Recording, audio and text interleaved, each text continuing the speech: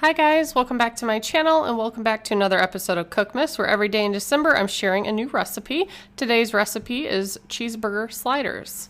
So you're going to take 1 pack of these Hawaiian rolls and split them down the middle. I normally just lay them flat and do it that way, but I had some genius idea that I would lay them on the side. Spoiler alert, that didn't go so well. They started off like pretty even down the middle, and then I guess I wasn't paying attention to the back end of the knife and it like almost ruined the top of it, but it was fine. Just kind of had to piece them together at the end, no biggie. But you're going to lay the bottom layer in a 9x13 pan, and then take some slices of cheese and lay that on the bottom.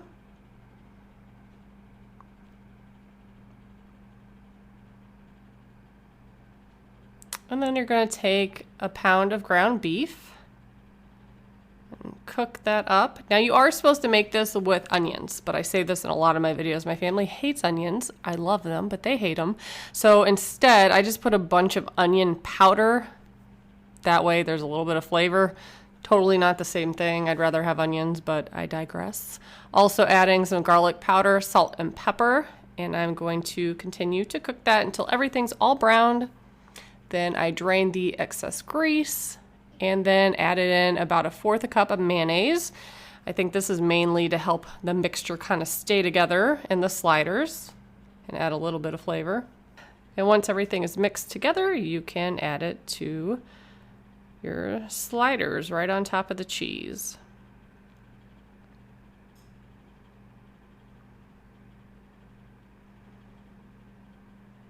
I did go back and add some more garlic powder on top, just because I like garlic.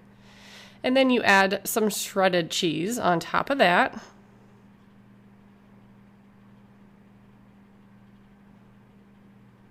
And then you preheat your oven to 350 degrees, let that warm up. When all the cheese is on it, you're going to carefully add back the tops of the buns. Some of mine were still connected, so it was like playing Tetris trying to put it back together, but it all worked out. Then I also melted a tablespoon of butter, and I was going to brush that over the top, but ever since we moved, can't find my pastry brush, have no idea where that thing went, can't find it anywhere, so I just kind of drizzled it over the top. And then put that in the oven for 15 minutes.